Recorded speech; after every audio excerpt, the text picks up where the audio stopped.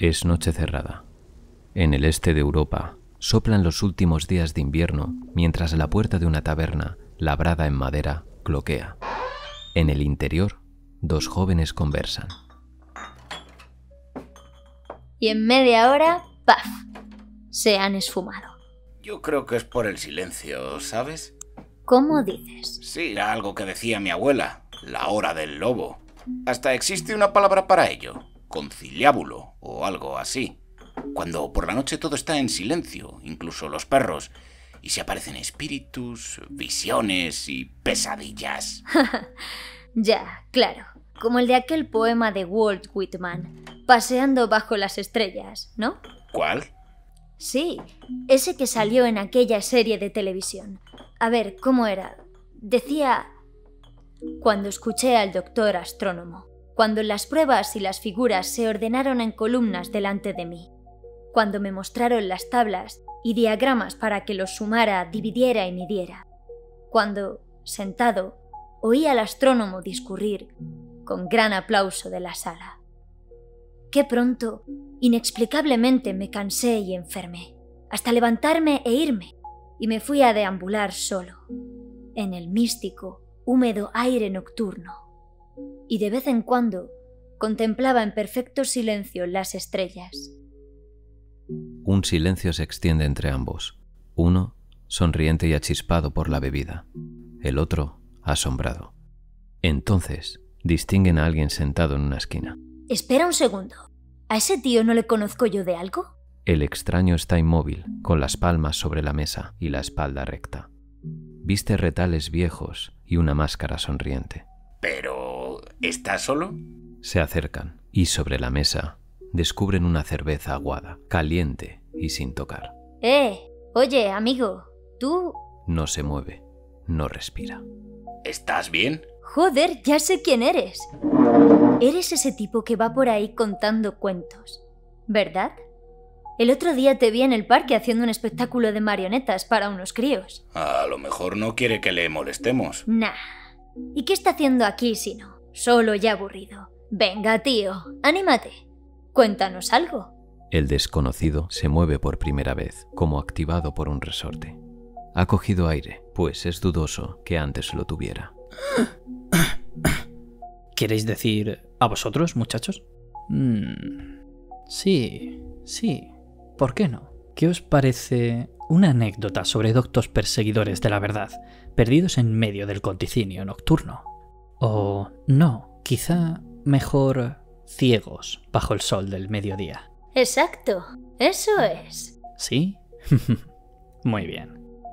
El desconocido se acomodó en la silla, echando a un lado la bebida que no había tocado. Su máscara pareció sonreír al inclinarse mientras hundía la barbilla. Por las rendijas oculares, sus ojos azules relampaguearon. Decidme, ¿habéis oído hablar de Randolph Carter? No. No, claro que no. Perfecto. Venid, acercaos. Era un hombre astuto y muy inteligente, oriundo de una pequeña ciudad americana llamada Arkham. Pero cuando tenía 30 años, Randolph Carter perdió la llave de la puerta de los sueños. Antes de eso, había suplido el prosaísmo de la vida cotidiana con excursiones nocturnas a extrañas ciudades antiguas, situadas más allá del espacio, y a preciosas e increíbles tierras fértiles al otro lado de mares etéreos. Pero, cuando la edad madura le endureció, sintió que esos privilegios se le escabullían poco a poco, hasta que, finalmente, los perdió por completo. Sus galeras ya no pudieron remontar el río Úcranos, más allá de los dorados chapiteles de Thran, ni sus caravanas de elefantes pudieron atravesar las fragantes selvas de Cled, donde olvidados palacios de jaspeadas columnas de marfil duermen bajo la luna, hermosos e intactos. Había leído mucho acerca de las cosas reales y había hablado con demasiada gente. Los filósofos, siempre bien intencionados, le habían enseñado a examinar las relaciones lógicas de las cosas y a analizar los procesos que originaban sus pensamientos y sus quimeras. Su capacidad de asombro, en consecuencia, había desaparecido. Y había olvidado que toda la vida no es más que un conjunto de imágenes en nuestro cerebro, y que no hay ninguna diferencia entre las que son fruto de las cosas reales y las engendradas por nuestros sueños más íntimos. ni tampoco ninguna razón para apreciar unas por encima de otras. La costumbre le había machacado los oídos con una supersticiosa veneración por todo lo que es tangible y existe físicamente, y le había hecho avergonzarse en su fuero interno por albergar tales ensueños. Los sabios le habían dicho que sus inocentes fantasías eran inanes y pueriles, y él lo creía porque era capaz de comprender que podían serlo perfectamente. Lo que no recordaba era que los hechos reales son igual de inanes y pueriles, y más absurdos aún, ya que sus actores se empeñan en suponerlos llenos de sentido e intención, mientras el ciego Cosmos se esfuerza sin objeto por sacar cosas de la nada y de las cosas volver a la nada otra vez, sin tener en cuenta, por supuesto, ni reconocer los deseos o la existencia de las mentes que, de vez en cuando, fluctúan de manera efímera en la oscuridad. Lo habían encadenado a las cosas reales, y luego le habían explicado el funcionamiento de esas cosas, hasta que el misterio hubo desaparecido del mundo. Cuando se lamentó y deseó ardientemente huir a las regiones crepusculares donde la magia moldeaba hasta los más pequeños fragmentos de vida y convertía las asociaciones mentales en perspectivas de intenso e inextinguible deleite. En vez de eso, lo encauzaron hacia los nuevos prodigios de la ciencia, invitándolo a descubrir lo maravilloso en los vórtices del átomo y el misterio en las dimensiones del cielo. Y cuando hubo fracasado y no encontró esas dádivas en las cosas cuyas leyes eran conocidas y mensurables, le dijeron que le faltaba imaginación y que todavía no había madurado, ya que prefería la ilusión del ensueño por encima de las ilusiones de nuestro mundo material. De modo que Carter había intentado hacer lo mismo que todos los demás, imaginándose así que los sucesos ordinarios y las emociones de las mentes más sencillas eran más importantes que las fantasías de los espíritus más excepcionales y delicados. No discrepó entonces cuando le dijeron que en la vida real el dolor animal de un cerdo apaleado o de un labrador dispéptico es más importante que la incomparable belleza de Naraz, con sus 100 puertas labradas y sus cúpulas de calcedonia, que él recordaba vagamente de sus sueños. Y por eso, siguiendo su docto consejo, adoptó un esmerado sentido de la compasión y de la tragedia. Sin embargo, de cuando en cuando no podía evitar darse cuenta de lo superficiales, volubles y carentes de sentido que eran todas las aspiraciones humanas, y de la vacuidad con que nuestros impulsos reales contrastan con los pomposos ideales que manifestamos defender. Querría, entonces, haber recurrido a la risa educada que le habían enseñado a utilizar contra la extravagancia y artificiosidad de los sueños, pues se daba cuenta de que la vida diaria de nuestro mundo es cabalmente tan extravagante y artificiosa, y mucho menos digna de respeto, debido a su carencia de belleza y a su estúpida reticencia a admitir su propia falta de motivos e intenciones. De esta manera, se convirtió en una especie de bromista, sin llegar a darse cuenta de que incluso el humor carece de sentido en un universo insensato, desprovisto de cualquier tipo de coherencia o falta de lógica. Por supuesto, durante los primeros días de esta servidumbre, había recurrido a la tranquilizadora fe de Beato que le inculcó la ingenua confianza de sus padres, pues ella le ofrecía místicos senderos que parecían augurar alguna escapatoria a esta vida.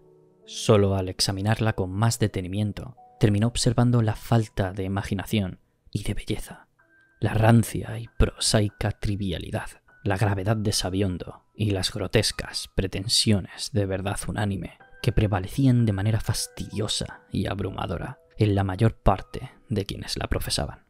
O, por el contrario, se dio perfecta cuenta de la torpeza con que trataban de mantener vivos, literalmente, los crecientes temores y sospechas de una raza primordial enfrentada a lo desconocido. Y a Carter le fastidiaba ver esta solemnidad con que la gente trataba de interpretar la realidad terrenal a partir de viejos mitos que cada paso adelante de su jactanciosa ciencia refutaba. Y esa seriedad, que no venía al caso, acabó matando el poco apego que podía haber sentido por las antiguas creencias si éstas se hubieran contentado con ofrecer ritos sonoros y desahogos emocionales, bajo pretexto de tratarse de verdaderas fantasías etéreas. Pero cuando se puso a estudiar a los que se habían liberado de los viejos mitos, los encontró todavía más peligrosos que quienes no lo habían hecho. No sabían que la belleza reside en la armonía, y que en este cosmos sin objeto, el encanto de la vida no sigue ningún patrón, salvo únicamente su concordancia con los sueños y los sentimientos que han modelado a tientas nuestras pequeñas esferas a partir del caos.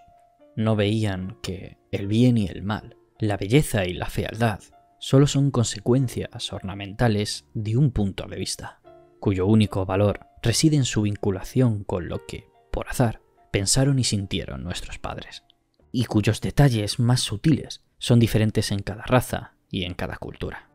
En cambio, negaban por completo todas estas cosas, o las transferían a los rudimentarios y vagos instintos que compartían con las bestias y los palurdos, de modo que sus vidas se arrastraban escandalosamente por el dolor, la fealdad y la desproporción, aunque henchidas del absurdo orgullo de haber escapado de un universo no más imperfecto que el que todavía las sostenía. Habían trocado los falsos dioses del temor y de la devoción ciega por los del libertinaje y de la anarquía.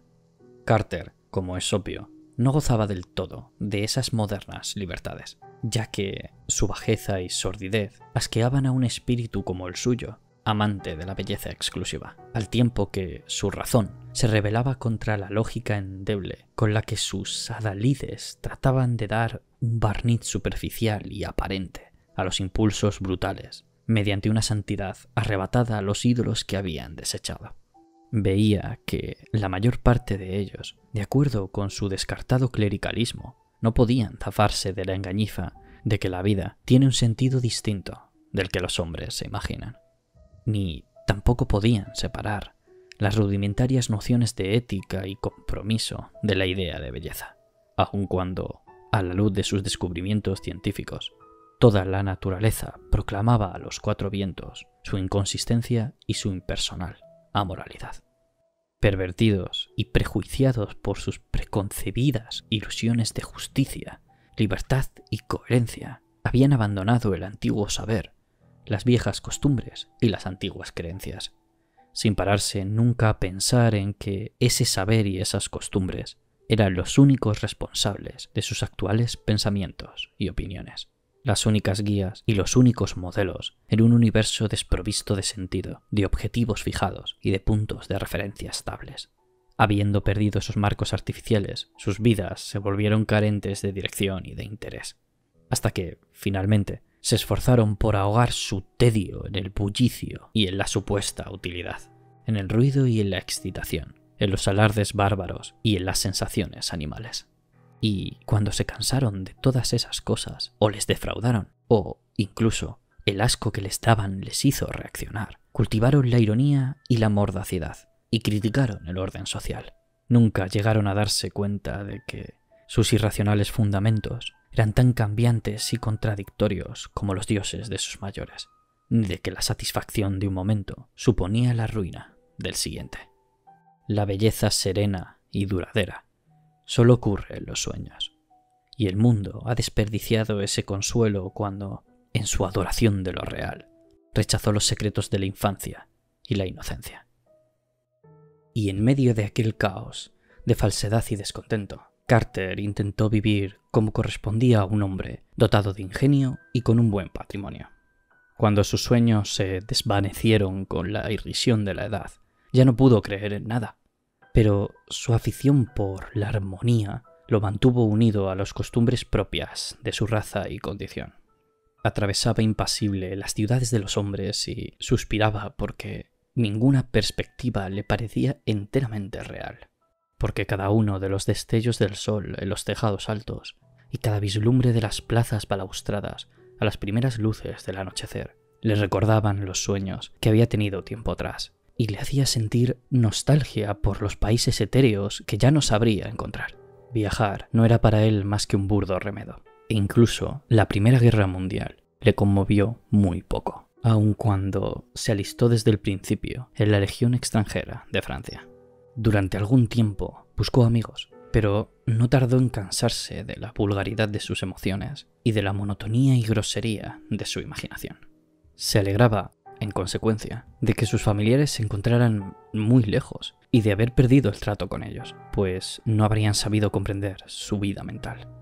Es decir, ninguno salvo, quizá, su abuelo y su tío abuelo Christopher, pero los dos hacía tiempo que habían muerto.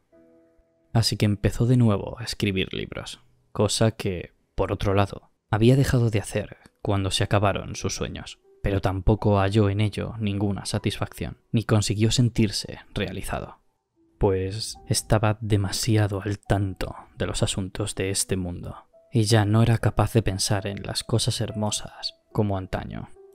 Su humor irónico echaba por tierra los alminares crepusculares que su imaginación erigía, y su vulgar temor a la inverosimilitud marchitaba las más delicadas y asombrosas flores de sus encantadores jardines.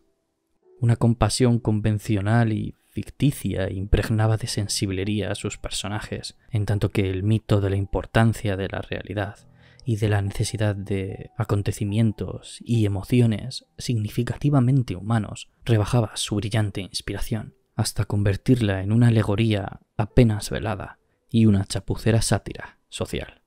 Sus nuevas novelas, por el contrario, tuvieron un éxito que las anteriores jamás habían alcanzado, y cuando se dio cuenta de lo vacuas que debían de ser para agradar al ignorante rebaño de lectores, las quemó y dejó de escribir.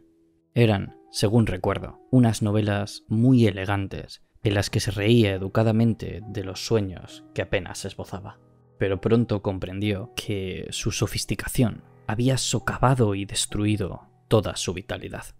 Fue después de eso cuando adoptó deliberadamente el recurso a la ensoñación y se interesó por las teorías de lo fantasmagórico y lo excéntrico como un antídoto contra la banalidad. La mayor parte de ellas, sin embargo, no tardaron en poner de manifiesto su pobreza y su esterilidad, y pronto comprendió que las populares doctrinas ocultistas son tan aburridas e inflexibles como las científicas, aunque sin el más mínimo paliativo de verosimilitud que pueda redimirlas. La estupidez más zafia, la falsedad y el pensamiento incoherente no pueden ser equivalentes del sueño. No constituyen ninguna evasión de la vida real para un espíritu de un nivel superior. De modo que Carter compró libros todavía más extraños y se puso a buscar autores más profundos y desmesurados, de fantástica erudición. Ahondó en los arcanos de la conciencia que pocos habían estudiado y aprendió cosas acerca de los secretos abismos de la vida, de la leyenda y de la antigüedad inmemorial que le trastornaron para siempre. Decidió entonces vivir a un nivel más inhabitual y amuebló su casa de Boston para que se ajustara a sus cambiantes caprichos. Una habitación para cada uno de ellos, que adornó con los colores adecuados, amuebló con libros y objetos convenientes y proveyó de aparatos que generasen las apropiadas sensaciones de luz, calor, sonido, sabor y olor. En una ocasión, oyó hablar de un sureño al que todos rehuían y temían por las cosas blasfemas que leía en libros prehistóricos y en tablillas de arcilla que había traído clandestinamente de la India y de Arabia. Fue a visitarlo, vivió con él y compartió sus estudios durante 7 años, hasta que el horror les sorprendió una noche en un cementerio arcaico y desconocido, y de los 2 que habían entrado, solo salió uno. Entonces regresó a Arkham, la antigua ciudad de sus antepasados en Nueva Inglaterra, famosa por su terrible persecución de brujas, y allí tuvo experiencias en la oscuridad, entre vetustos sauces y ruinosos tejados con cubiertas a la holandesa, que le hicieron sellar para siempre ciertas páginas del diario de uno de sus antecesores, de ideas extravagantes.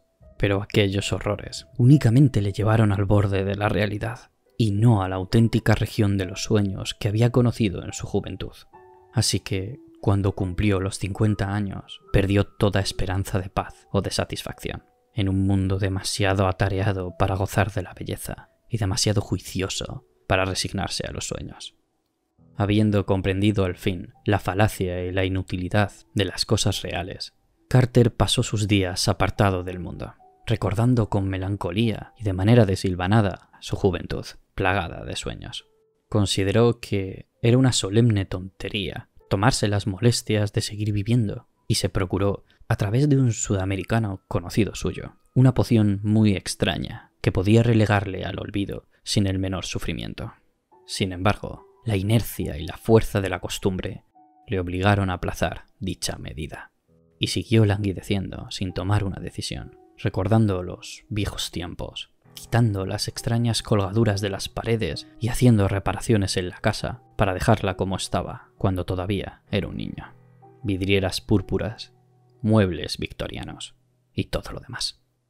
Con el tiempo, casi llegó a alegrarse de haber demorado su suicidio, pues los vestigios de su juventud y su ruptura con el mundo hicieron que la vida y su complejidad le pareciesen muy distantes e irreales, tanto que volvió a introducirse sigilosamente en sus sueños nocturnos una pizca de magia y esperanza. Durante años, en aquellos sueños, solo había visto los reflejos deformados de las cosas cotidianas, como suele ocurrir en los sueños más corrientes. Pero, a partir de entonces, retornó el vislumbre de algo más extraño y espantoso, algo de una inmanencia vagamente aterradora, que consistía en imágenes de una tensa nitidez de sus días de niño y le hacía recordar cosas intrascendentes que había olvidado hacía ya mucho tiempo. A menudo se desesperaba llamando a su madre y a su abuelo, aunque ambos descansaban en sus tumbas desde hacía más de un cuarto de siglo. Hasta que, una noche, su abuelo le recordó la llave. Aquel viejo erudito encanecido, de aspecto tan vigoroso como cuando vivía, le habló larga y seriamente de su antigua estirpe y de las extrañas visiones que habían tenido aquellos hombres refinados y sensibles que formaron parte de ella. Habló del cruzado de ojos centelleantes que aprendió extravagantes secretos de los sarracenos que lo tuvieron cautivo, del primer Sir Randolph Carter que estudió magia cuando reinaba Isabel. Le habló también de Edmund Carter, que se había librado por los pelos de ser ahorcado durante los procesos por brujería en Salem, el mismo que había guardado en un cofre antiguo una gran llave de plata transmitida a sus antepasados. Y antes de que Carter despertara, su discreto visitante le dijo dónde podría encontrar el cofre. Dicho cofre, tallado en madera de roble, era de una prodigiosa antigüedad, y desde hacía ya 2 siglos ninguna mano había levantado su grotesca tapa. No tardó en encontrarlo entre el polvo y las sombras del gran desván, apartado y olvidado en el fondo de un cajón de una alta cómoda. Medía alrededor de 1 pie cuadrado y tenía unos bajorrelieves góticos tan aterradores que no le extrañó que nadie se hubiera atrevido a abrirlo desde los tiempos de Edmund Carter. Al sacudirlo, no emitió ningún ruido, pero despidió un enigmático olor a especias olvidadas. Lo de que contenía una llave era, desde luego, una vaga leyenda y el padre de Randolph Carter nunca había sabido que tal cofre existiese. Estaba guarnecido con herrajes herrumbrosos y no había forma alguna de abrir su enorme cerradura. Carter creía, vagamente, que dentro encontraría la llave de la perdida puerta de los sueños, pero su abuelo no le había dicho una sola palabra de dónde y cómo usarla. Un viejo criado suyo forzó la tapa tallada y, al hacerlo, tembló al ver que las horribles caras le miraban de soslayo desde la ennegrecida madera con una familiaridad algo fuera de lugar. En su interior, envuelta en un pergamino descolorido, había una enorme llave de plata deslustrada, cubierta de enigmáticos arabescos, pero no había ningún tipo de explicación patente. El pergamino era voluminoso y solo contenía unos extraños jeroglíficos en una lengua desconocida, trazados con un viejo junco.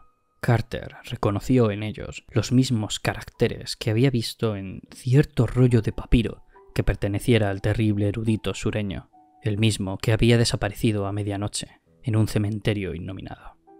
Aquel hombre temblaba siempre que consultaba el rollo, y Carter se estremeció también en aquel momento. Pero, a pesar de todo, limpió la llave, y todas las noches la guardaba cerca de él, dentro de su aromático estuche de roble viejo. Entretanto, sus sueños eran cada vez más pintorescos, y, aunque no mostrasen ninguna de aquellas extrañas ciudades, ni los increíbles jardines de los viejos tiempos. Adoptaron una apariencia precisa cuya finalidad quedaba bien clara. A lo largo de los años, lo llamaban y lo atraían mediante las voluntades unidas de todos sus antepasados hacia alguna clase de fuente oculta y ancestral. Entonces, comprendió que debía volver al pasado y fundirse con las viejas cosas. Y día tras día, pensó en los cerros del norte, donde se hallaba la encantada Arkham y el impetuoso Miskatonic, y la rústica y solitaria heredad de sus antepasados. Bajo la melancólica luz del otoño, Carter tomó el viejo camino que recordaba, dejando atrás la primorosa sucesión de cerros ondulados y prados cercados de piedras, el lejano valle de laderas cubiertas de bosque, la serpenteante carretera con sus abrigadas granjas y los cristalinos meandros del Miskatonic, cruzado aquí y allá por rústicos puentes de madera o de piedra. En una de sus curvas vio el grupo de olmos gigantescos, entre los cuales había desaparecido de forma extraña uno de sus antepasados 1 siglo y medio atrás, y se estremeció cuando el viento sopló entre ellos, de manera significativa. Más tarde, apareció la ruinosa alquería del viejo Goody Fowler, el brujo, con sus endiablados ventanales y su gran tejado que descendía hasta casi tocar el suelo por el norte. Pisó el acelerador al pasar por delante, y no aminoró la marcha hasta haber coronado el cerro donde había nacido su madre, y, antes que ella, los padres de su madre, en una vieja casa blanca al otro lado de la carretera, una que todavía conservaba un aspecto soberbio, y desde la que se contemplaba un impresionante paisaje delicioso de declives rocosos y valles verdeantes, en cuyo horizonte se divisaban los lejanos chapiteles de Kingsport, y más al fondo todavía se adivinaba la presencia de un mar arcaico cargado de sueños. Luego llegó a la ladera más empinada, donde se alzaba la antigua casa de los Carter, que no había visto desde hacía ya 40 años. La tarde había avanzado mucho cuando llegó al pie de aquella ladera, y a mitad de camino se detuvo en un recodo a echar un vistazo al extenso paisaje, lustroso y soberbio, bajo los mágicos raudales de luz sesgada que sobre él derramaba el sol poniente.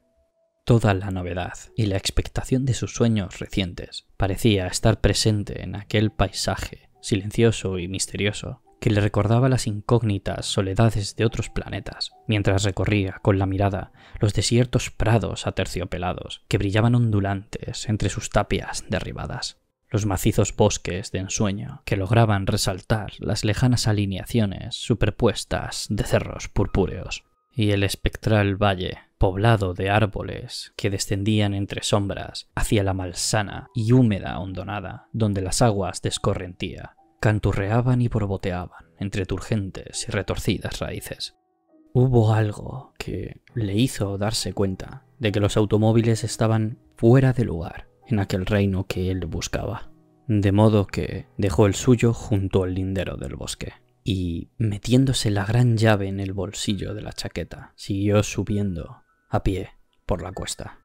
Los bosques lo rodearon por completo, aunque sabía que la casa se alzaba sobre un elevado montículo despejado de árboles, salvo por el norte.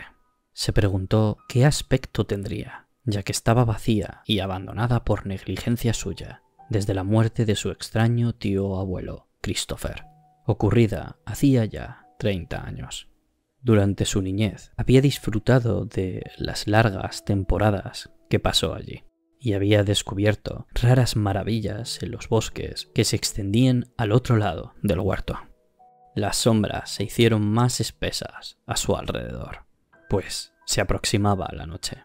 De pronto se abrió un claro entre los árboles, a su derecha, de modo que pudo ver a lo lejos leguas y más leguas de praderas bañadas de luz crepuscular, y divisó, al fondo, la aguja del campanario de la iglesia congregacional de Kingsport, que se alzaba sobre Central Hill.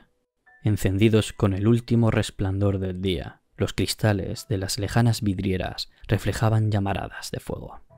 Después, al adentrarse de nuevo en las sombras, recordó con un sobresalto que aquella visión momentánea solo podía venir de sus recuerdos infantiles, puesto que hacía mucho tiempo Habían derribado la antigua iglesia blanca para hacer sitio al hospital congregacional. Había leído la noticia con interés, ya que el periódico hablaba de unas extrañas galerías o pasadizos que se habían encontrado en la roca bajo sus cimientos. En medio de su perplejidad, le pareció oír una voz de pito, y al darse cuenta de que le resultaba familiar después de tantos años, volvió a sobresaltarse. El viejo Benny Jack Corey había estado al servicio de su tío Christopher y era ya muy anciano en aquella época lejana de sus visitas infantiles. Entonces debía tener más de 100 años, pero aquella voz aflautada no podía ser de nadie más. Carter no logró distinguir las palabras, pero el tono era obsesionante e inconfundible. ¿Quién iba a imaginar que el viejo Benigi todavía estuviese vivo? Señorito Randy, ¿dónde estás? ¿Quieres matar de un susto a tu tía Marcy? ¿No te dijo que no te alejaras de la casa durante la tarde y que volvieras en cuanto anocheciera? ¡Randy!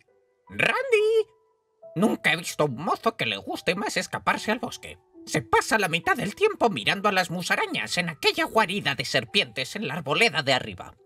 ¡Tú! ¡Randy! Aquella voz había surgido del interior de la máscara exactamente igual que la otra, pero los jóvenes dejaron de sonreír al escucharla. Randolph Carter se paró en medio de aquella oscuridad como boca de lobo y se restregó los ojos con la mano. Pasaba algo raro. Se encontraba en algún lugar donde no debía estar. Se había perdido en un sitio muy apartado donde no le correspondía estar, y era ya imperdonablemente tarde. No había prestado atención a la hora que marcaba el reloj del campanario de Kingsport, aunque podía haberla visto fácilmente con su catalejo de bolsillo. Pero sabía que su retraso era algo muy extraño e inaudito. No estaba seguro de haber cogido el catalejo, y por eso se metió la mano en el bolsillo de la blusa para ver si lo llevaba. No lo traía, pero tenía la llave de plata que había encontrado en algún sitio dentro de un cofre. Tío Chris le había dicho en cierta ocasión algo muy raro acerca de un cofre sin abrir que contenía una llave, pero tía Marta le había interrumpido bruscamente, diciendo que no era el tipo de cosas para contar a un niño que ya tenía la cabeza demasiado llena de fantasías. Trató de recordar entonces exactamente dónde había encontrado la llave, pero algo pareció desconcertarle. Se preguntó si no habría sido en el desván de su casa de Boston, y recordó vagamente haber sobornado a Parks con la mitad de su asignación semanal para que le ayudara a abrir el cofre y guardara silencio sobre el asunto. Pero cuando se acordó de eso, el rostro de Parks le pareció extraño, como si de repente las arrugas de muchos años hubieran invadido al eficiente y menudo Cockney. ¡Randy! ¡Oye, Randy! ¡Oye, Randy! Una linterna que se balanceaba apareció por la negra curva, y el viejo Benilla se abalanzó sobre la figura silenciosa y perpleja del peregrino. ¡Maldito muchacho! ¡Así que eres tú! ¿Por qué no contestas? ¿Te ha comido la lengua el gato? Hace media hora que te estoy llamando. Has tenido que oírme hace mucho. ¿No sabes que tu tía Martha está muy inquieta porque andas por ahí tan tarde? Espera que se lo diga a tu tío Chris. Ya verás cómo se enfada. Deberías saber que estos bosques no son lugar apropiado para andar a estas horas. Fuera hay cosas de las que nada bueno puedes esperar, como mi abuelo sabía antes que yo. Vamos, señorito Randy, o Hannah ya no nos guardará la cena. De modo que Carter siguió adelante por la carretera, donde las admirables estrellas brillaban con luz tenue a través de las ramas del otoño. Y los perros ladraron, mientras la luz amarillenta de las vidrieras brillaba tras la última curva del camino, y las pléyades centelleaban al otro lado del montículo, donde se alzaba amenazante sobre el oscuro poniente la negra silueta de un gran tejado con cubierta a la holandesa. Tía Marta estaba en el umbral, y no riñó con demasiada severidad al pequeño tunante cuando Benilla lo metió a empellones. Conocía lo suficiente al tío Chris para suponer que tales cosas eran propias de los Carter. Randolph no le enseñó la llave, sino que cenó en silencio y solo protestó cuando llegó la hora de acostarse. A veces soñaba mejor cuando estaba despierto, y además quería utilizar esa llave. A la mañana siguiente, Randolph se levantó temprano y habría echado a correr allí mismo hacia la arboleda si su tío Chris no lo hubiera atrapado y obligado a tomar asiento para desayunar. Echó una mirada impaciente por aquella habitación de techo bajo con una alfombra andrajosa, por las vigas descubiertas y los postes de las esquinas, y solo sonrió cuando las ramas del huerto arañaron los cristales emplomados de la ventana de atrás. Los árboles y los cerros quedaban muy cerca de él y constituían las puertas de aquel reino intemporal que era su verdadera patria. Luego, cuando le dejaron libre, se registró el bolsillo de la blusa para ver si estaba allí la llave, y una vez se aseguró de ello, se largó, cruzó el huerto hacia arriba, por donde el cerro boscoso volvía a elevarse por encima incluso del montículo sin árboles. El suelo del bosque estaba tapizado de musgo y lleno de misterio, y de cuando en cuando, entre los troncos hinchados y retorcidos de un bosque sagrado, bajo la luz difusa, grandes rocas cubiertas de líquenes como si fueran monolitos druidas. Durante su ascenso, Randolph cruzó un impetuoso torrente cuyo salto de agua, un poco más lejos, entonaba misteriosos conjuros rúnicos a los faunos al acecho, a los egipanes y a las dríadas. Entonces llegó a la extraña cueva que se abría en la falda del bosque, a la temible madriguera de serpientes que los campesinos evitaban y de la que Benilla le había aconsejado una y otra vez que se mantuviera alejado. Era profunda, más profunda de lo que cualquiera que no fuera Randolph hubiera sospechado. Pues el muchacho había descubierto una hendidura en el rincón más profundo y oscuro que conducía a una gruta más elevada, un lugar embrujado y sepulcral cuyos graníticos muros daban la extraña impresión de haber sido trazados deliberadamente por algún artífice. En aquella ocasión entró reptando, como de costumbre, alumbrándose con las cerillas que hurtó de la caja hermética del cuarto de estar, y consiguió meterse por la última grieta, con una impaciencia difícil de explicar incluso para él mismo. No sabría decir por qué se acercó a la pared más lejana con tanta confianza, ni por qué sacó instintivamente la gran llave de plata, pero siguió adelante, y cuando regresó a casa aquella noche, dando brincos, no alegó ninguna excusa por su retraso, ni prestó la más mínima atención a los reproches que se había ganado por ignorar por completo la llamada que anunciaba la comida del mediodía. Actualmente, todos los parientes lejanos de Randolph Carter están de acuerdo en que hubo algo que le ocurrió cuando tenía 10 años. Algo que agudizó su imaginación. Su primo Ernest B. Aspinwall, el terrateniente de Chicago, es 10 años mayor que él y se acuerda perfectamente del cambio operado en el muchacho después del otoño de 1883. Randolph había tenido visiones de paisajes fantásticos que muy pocos han visto antes, y más extraños todavía eran algunos de los poderes que mostró en relación con cosas muy reales. Parecía, en resumidas cuentas, haber adquirido el don singular de la profecía, y reaccionaba de modo inusitado ante cosas que, aunque en aquel momento carecían de importancia, más tarde se comprobaba que justificaban sus singulares opiniones. Durante las décadas posteriores, a medida que aparecían uno tras otro en el libro de la historia, nuevos inventos, nuevos nombres y nuevos acontecimientos, la gente recordaba de vez en cuando, sorprendida, que años antes Carter había dejado escapar despreocupadamente alguna palabra relacionada, sin duda, con cosas que iban a suceder mucho tiempo después. Él mismo no comprendía sus propias palabras, ni sabía por qué ciertas cosas le hacían sentir determinadas emociones, aunque suponía que algún sueño olvidado debía de ser el responsable. no más tarde de 1897, se puso pálido cuando cierto viajero mencionó el pueblo francés de Beloeil-en-Santerre, y sus amigos lo recordaron después porque en 1916 fue gravemente herido precisamente allí, mientras servía en la Legión extranjera durante la Primera Guerra Mundial. De hecho, los parientes de Carter hablan mucho de estas cosas porque hace poco que ha desaparecido. Su viejo criado, el menudo Parks, que durante muchos años soportó con paciencia sus extravagancias, fue el último que lo vio aquella mañana, la misma en la que se fue en coche, llevándose una llave que había encontrado recientemente.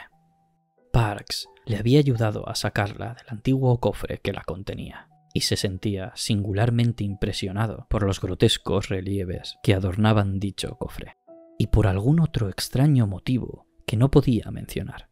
Cuando Carter se marchó, le había dicho que se iba a visitar su país ancestral en los alrededores de Arkham, a mitad de camino de Elm Mountain, por la carretera que conduce a las ruinas de la vieja residencia de los Carter. Encontraron su coche cuidadosamente aparcado en la cuneta, y en su interior había un cofre de madera aromática adornado con unos relieves que asustaron a los campesinos que habían tropezado con el vehículo. El cofre contenía tan solo un misterioso pergamino, cuyos caracteres no fueron capaces de descifrar, o incluso de identificar, ningún lingüista ni ningún paleógrafo. La lluvia había borrado cualquier posible huella, aunque los inspectores de policía de Boston podrían haber dicho algo acerca de las evidentes alteraciones en las vigas derrumbadas de la mansión de los Carter. Era, según declararon, como si alguien hubiera andado rebuscando entre las ruinas no hacía demasiado tiempo. Un pañuelo blanco corriente, encontrado un poco más allá, en la ladera, entre las rocas del bosque, no pudo ser identificado como perteneciente al desaparecido. Hoy en día, entre los herederos de Randolph Carter, se habla de repartir sus bienes, pero yo, personalmente, me opondré firmemente a ello porque no creo que haya muerto. Existen ciertos repliegues en el tiempo y en el espacio, en la fantasía y en la realidad, que solo un soñador puede adivinar. Y, por lo que sé de Carter, creo que simplemente ha descubierto una forma de atravesar esos laberintos. Si regresará o no alguna vez es algo que no puedo decir. Él buscaba las perdidas regiones de sus sueños y suspiraba por los días de su infancia. Y entonces encontró una llave, y no sé por qué, creo que fue capaz de valerse de ella para obtener un extraño provecho. Se lo preguntaré cuando lo vea, porque espero encontrarlo dentro de poco, en cierta ciudad soñada que ambos solíamos frecuentar. Corre el rumor por Ulthar, más allá del río Sky, de que un nuevo rey ocupa el trono de ópalo de Iliekbaz, la fabulosa ciudad que asienta sus torreones en lo alto de los cavernosos acantilados de cristal que dominan aquel mar crepuscular, donde los Norri, seres barbudos y provistos de aletas, construyen sus singulares laberintos. Y creo saber cómo interpretar ese rumor.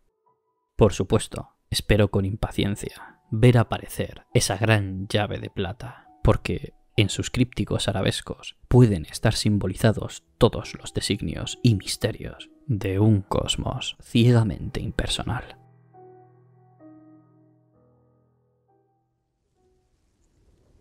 ¿Y bien?